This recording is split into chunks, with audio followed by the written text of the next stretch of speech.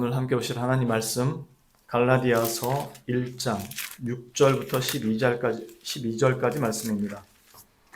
신약성경 302페이지 갈라디아서 1장 6절부터 12절까지 말씀입니다. 갈라디아서 1장 6절부터 12절까지 말씀입니다. 다 찾으신 줄 알고 제가 봉독하도록 하겠습니다.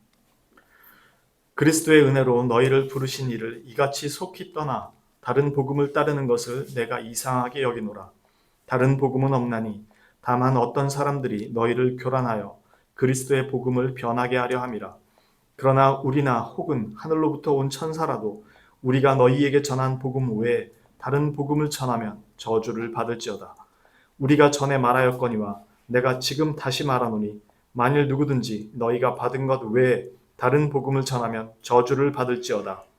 이제 내가 사람들에게 좋게 하랴 하나님께 좋게 하랴 사람들에게 기쁨을 구하랴 내가 지금까지 사람들의 기쁨을 구하였다면 그리스도의 종이 아니니라.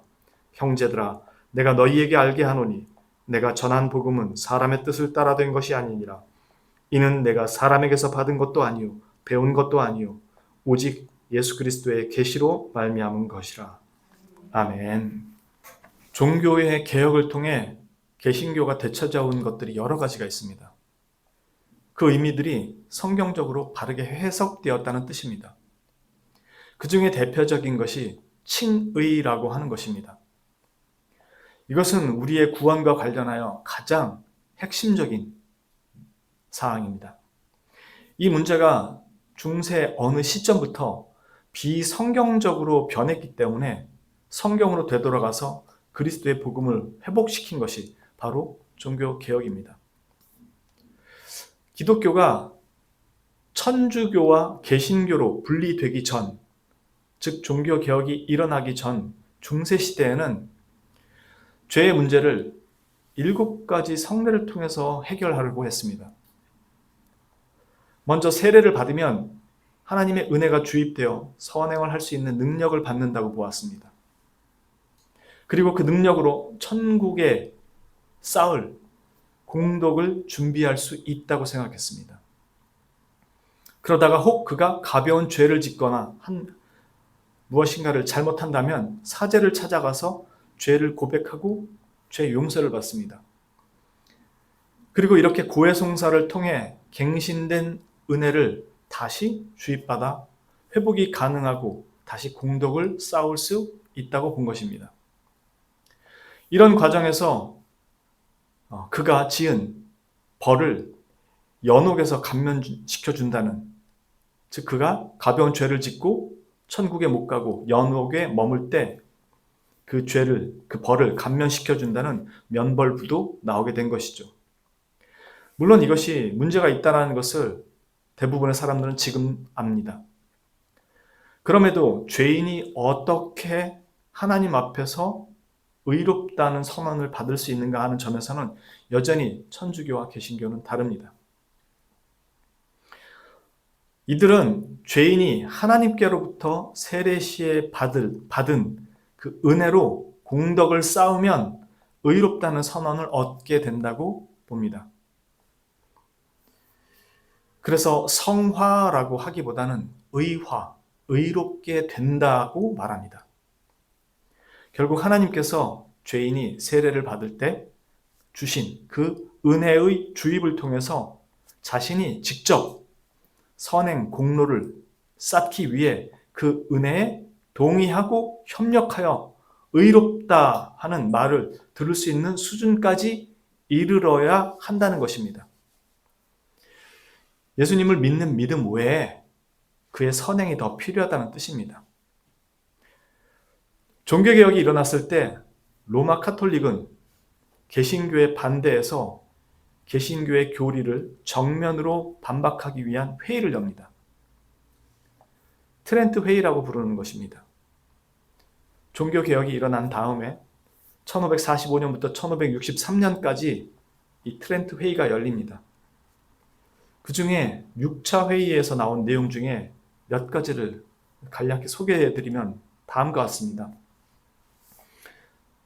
법령제 12조에 있는 내용입니다.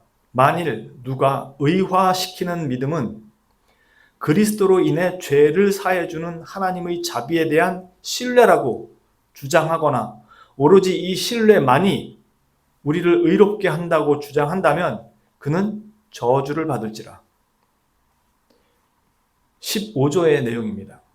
만일 누구든지 새롭게 거듭나고 의화된 사람은 자신이 확실히 예정된 사람들의 수에 속해 있음을 신앙으로 믿어야 한다고 주장한다면 그는 저주를 받을지라. 16조입니다. 만일 누구든지 의화된 사람이 특별한 계시를 통해 이 사실을 알지 못하는 한 끝까지 견디는 큰 은사를 절대적이고 오류가 없는 확실성을 가지고 얻으리라고 주장한다면 그는 저주를 받을지라. 이렇게 기록되어 있습니다. 무슨 말이냐면 자신이 구원받았다는 확신을 가지고 있다면 그건 말이 안 된다는 뜻입니다. 하나님이 직접 가르쳐주지 않는 한 그런 구원의 확신을 가지고 있다고 생각하는 사람은 저주를 받으라는 것입니다. 그러나 우리는 우리의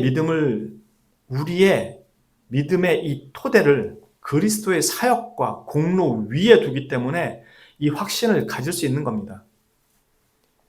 나의 확신과 신념 위에 두는 것이 아니라 그리스도의 사역과 공로 위에 우리의 믿음을 두는 것이기 때문에 확신할 수 있는 겁니다. 그리스도께서 우리를 위해 다 이루셨기 때문에 우리의 구원의 확신을 가질 수 있는 것이라고요.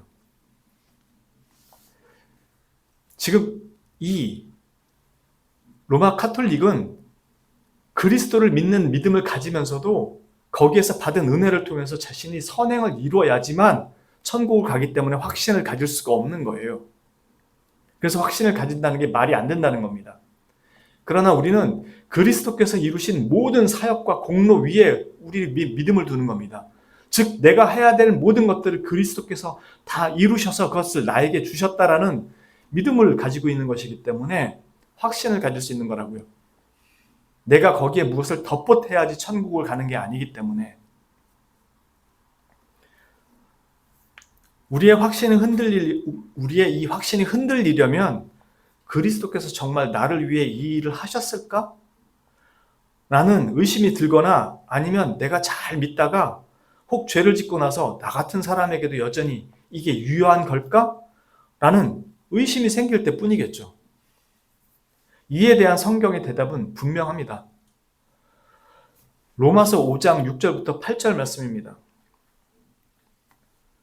우리가 아직 연약할 때의 기약대로 그리스도께서 경건하지 않은 자를 위하여 죽으셨도다. 의인을 위하여 죽는 자가 쉽지 않고 선인을 위하여 용감히 죽는 자가 혹 있거니와 우리가 아직 죄인 되었을 때 그리스도께서 우리를 위하여 죽으심으로 하나님께서 우리에 대한 자기의 사랑을 확증하셨느니라. 이 말인즉슨 우리가 구원받을 자격을 갖추었을 때 주님이 우리를 위해 죽으신 것이 아니라는 겁니다. 하물며 지금처럼 주님을 섬기고 주님을 믿고 그 말씀을 따라 살고자 노력하지만 우리의 연약함으로 인해서 중간중간에 넘어지고 범죄하는 우리를 하나님이 내치시겠냐는 겁니다. 지금 마지막 말 9절이 그거잖아요. 우리가 아직 죄인 되었을 때 그리스도께서 우리를 위하여 죽으심으로 하나님께서 우리에 대한 자기의 사랑을 확증하셨느니라 라고 말씀하는 겁니다. 하물며 이럴 때에도 우리를 사랑하셔서 그리스도를 내어주셨던 분이 이제 그리스도를 믿고 하나님 앞에 나와서 넘어지고 쓰러지는 우리를 내치시겠냐고.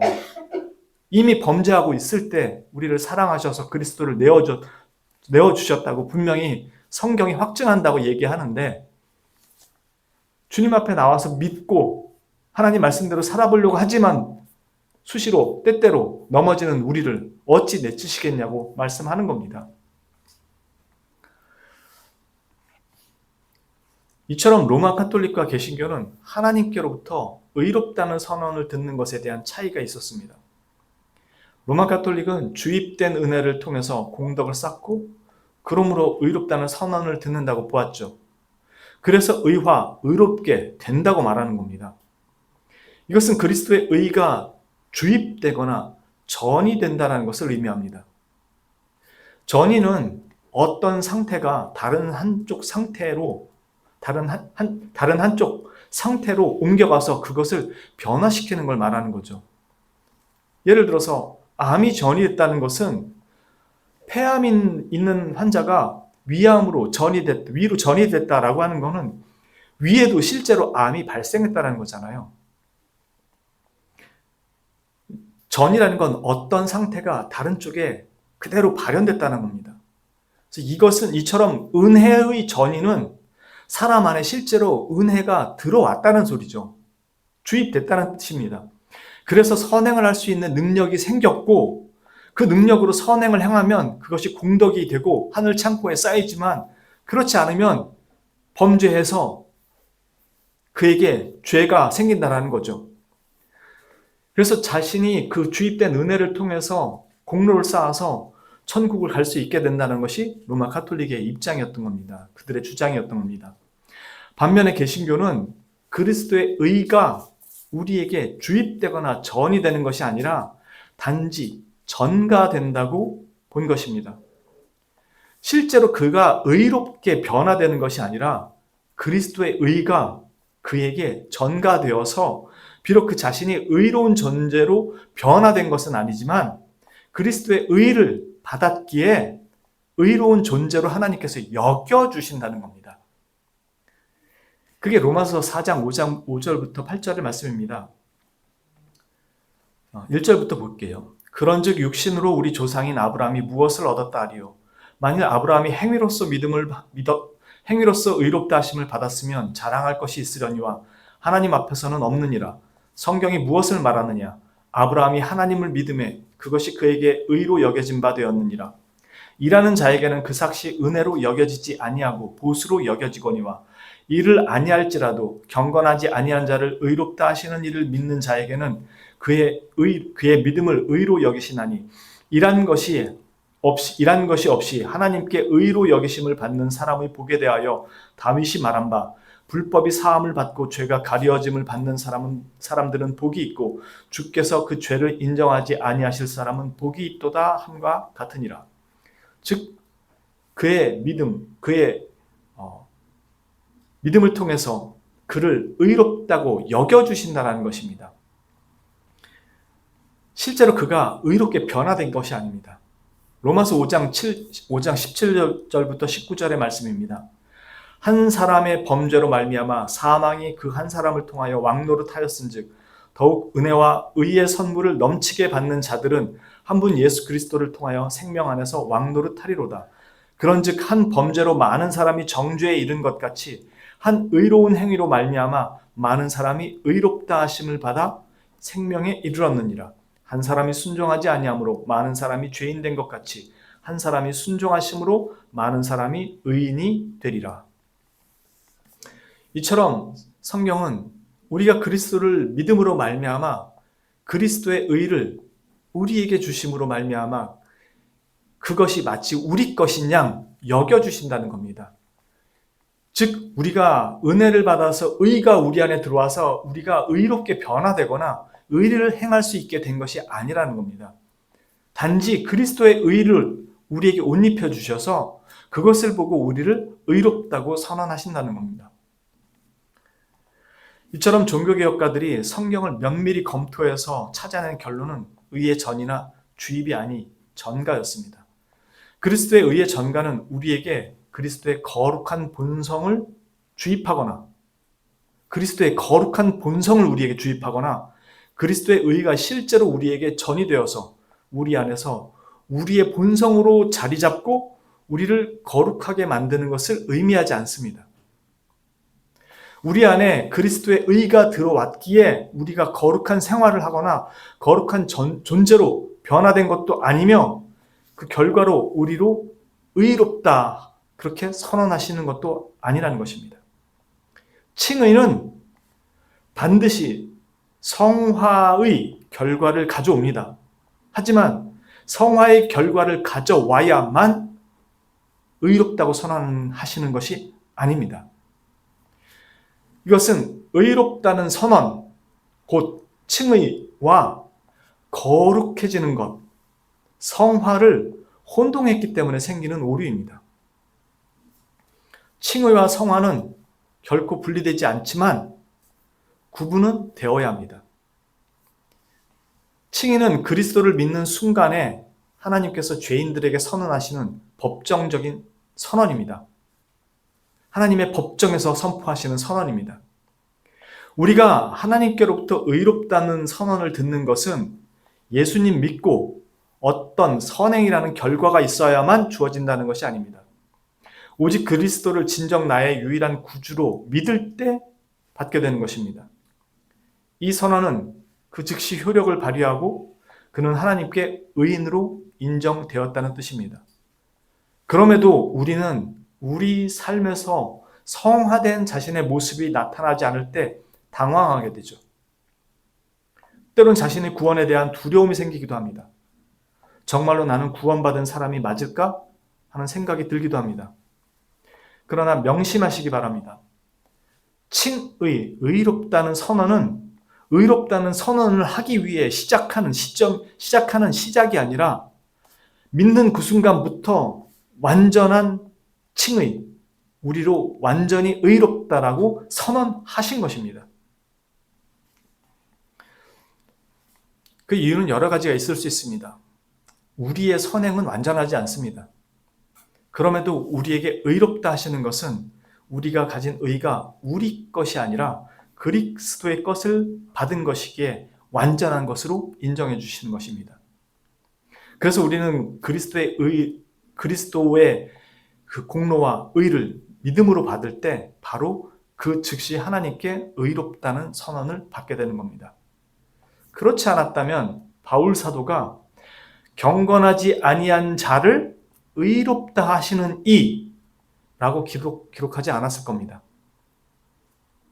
만약 우리가 완전하지 않았다면, 완전한 존재로 여김을 받지 않았다면 우리는 완전한 하나님의 나라를 적당한 의를 가진 존재로서는 결코 들어갈 수 없었을 겁니다.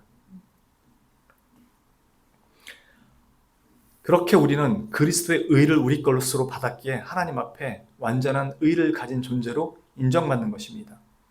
하지만 우리 스스로를 돌아볼 때 여전히 우리 삶에서 자신의 성화된 모습이 잘 나타나지 않는 것에 대해 우리는 우리 구원 자격에 대해 의심할 수 있게 됩니다.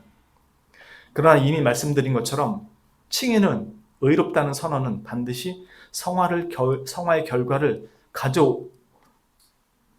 우리를 의롭다고 하신 그 선언이 반드시 그 성화의 결과를 가져오는 것은 맞지만 그것이 늘 즉각적이거나 성공적이라는 것은 아닙니다. 칭의, 즉 의롭다 하시는 하나님의 선언이 우리의 죄로 인한 오염으로부터 칭의, 의롭다 하시는 하나님의 선언이 우리를 죄로 말미암은 우리가 져야 될 그 죄책에 따른 형벌로부터 벗어났음을 선언하는 것이라면 성화라는 것은 우리의 죄로 인한 오염으로부터 생긴 부패, 그 부패로부터의 변화, 회복에 관한 것입니다. 다시 말해서 죄책으로 인한 죄를 저지름으로 말미암은 그 죄책으로 인한 우리에게 선언된 정죄와 형벌에 대해 의롭다는 선언은 곧 죄사함과 영원한 생명에 대한 권리를 얻었다라는 것을 말씀하는 것이고, 성화는 그 죄로 인한 우리의 오염과 부패로부터 우리를 새로운 생명으로 성결케 하시는 것에 관한 것입니다. 우리는 이 칭의를 받기 전에 거듭남을 먼저 경험하게 됩니다. 그리고 거듭나는 자는 성령으로 말미암아 그 안에 회심이 일어납니다. 즉 이전의 죄를 사랑하고 즐기던 자리에서 완전히 돌이켜서 하나님을 향하는 자리로 옮겨집니다. 그래서 이전과 같은 죄의 자리를 즐기지 않고 하나님을 향하는 자리로 찾아가게 됩니다. 물론 그에게 남아있는 죄의 그 본성이 그의 발목을 잡으려 하지만 더 이상 예전과 같은 죄를 즐기는 자리를 즐겨 찾아가지 않습니다. 더 이상 맥없는 죄의 종이 아니기 때문입니다. 그리스도께서 그를 죄의 종의 자리에서 해방시키셨기 때문에 그는 더 이상 죄의 종으로 이전의 자리에 머물지 않습니다. 그래서 거듭나고 회심하고 믿음을 가짐으로 말미암아 하나님께 의롭다고 선언을 받은 자는 점차 하나님께서 원하시는 자리로 옮겨가게 됩니다. 그러나 여러분들이 분명히 기억하셔야 될 건 거듭나고 회심하고, 즉 하나님께로부터 떠났던 자리에서 하나님께로 돌아오고, 죄의 자리를 떠나 하나님께로 돌아오고 믿음을 가지고 하나님께 나오는 자가 의롭다는 선언을 받는 거지, 이거 없이 그냥 의롭다는 선언만 주어지지 않는다는 겁니다. 입술로 믿는다 그래서 의롭다는 선언이 주어지지 않는다는 겁니다. 그는 거듭나야 하고, 반드시 성령으로 거듭나야 하고, 성령으로 거듭난 사람은 회심, 하나님께로 돌이킵니다. 그리고 믿음을 가지고 하나님 앞에 나아오는 거죠. 그때 하나님은 의롭다고 선언하시는 겁니다. 단지 그럼에도 우리에게 남아있는 본성으로 인해서 때때로 넘어질 수 있을 뿐이라는 겁니다. 그래서 칭의와 성화는 분리되지 않지만 칭의를 통해 우리는 이미 의롭다는 선언을 받고 모든 형벌로부터 면제되고 의인으로 여김받고 새 생명의 삶을 살도록 부름받은 것입니다. 이것이 종교개혁가들이 성경을 통해 다시 찾아오고 회복시킨 칭의의 놀라운 교리고 은혜의 교리입니다. 그러나 명심하셔야 할 것이 있습니다. 아까 말씀드린 것처럼 가만히 앉아서 믿음만 외친다고 성화되지 않습니다. 성화는 하나님의 전적인 은혜가 필요하지만 동시에 자신의 의지의 노력도 필요합니다. 그리고 하나님께서는 그가 거듭날 때 이 의지도 주셨습니다. 그러므로 죄에게 넘어질 때 핑계댈 수 없습니다. 자신이 하고자 하지 않을 뿐이죠. 그렇게 하나님의 뜻대로. 하나님의 의롭다는 선언이 비록 내가 거룩한 결과를 제시할 때 주신 것은 아니지만 또한 이미 선언된 것으로 나의 구원의 신분의 확정적인 선언이지만 이 선언은 나를 무력한 존재로 부르시지 않았다라는 것을 기억해야 합니다. 다시 한번 설명드립니다. 하나님의 의롭다는 이 선언이 비록 내가 이 의롭다는 선언을 받기 전, 하나님이 나를 의롭다는 선언이 내가 내 안에서 하나님 앞에 거룩한 어떤 결과물을 제시해야만 받는 것은 아니지만 또한 하나님께서 나를 이미 의롭다고 선언했다라는 것으로 나의 구원의 이 신분이 확정적으로 선언된 것이라고 하지만 이 선언은 나를 더 이상 아무 변화도 없는 무력한 존재로 부르셨다는 것을 의미하지 않는다는 겁니다. 그러므로 나에게 선언된 의롭다는 말씀은 하나님의 부르심에는 후회함이 없으시고 그렇게 그분은 나를 거룩한 존재로 변화시키실 것이라는 겁니다. 그리고 나는 변화되어야 한다는 거고요. 그러므로 나에게 선언된 의롭다는 말씀은 곧 내가 거룩한 존재로 부름받았고 그렇게 살기 위해 힘써야 한다는 것이며 동시에 하나님께서 나를 반드시 그렇게 만드실 것이라는 것이 함의된 것입니다. 오늘 우리가 읽은 본문에 나와 있는 바울 사도의 강도 높은 선포는 칭의 교리를 목숨을 걸고 지키고자 했던 종교개혁가들의 모습이기도 합니다. 다른 복음은 없습니다. 단지 어떤 사람들이 이 복음을 혼잡하게 하거나 혼탁하게 만들거나 변질시키려고 하고자 할 뿐인 거죠. 이에 대한 바울 사도의 선언은 너무도 명백합니다. 하늘로부터 온 천사라도 그가 어떤 말을 할지라도 자신이 전한, 즉 자신이 주께 받아서 전한 이 복음 외에 다른 복음을 전하면 하늘에서 온 천사라도 저주를 받으라고 말합니다.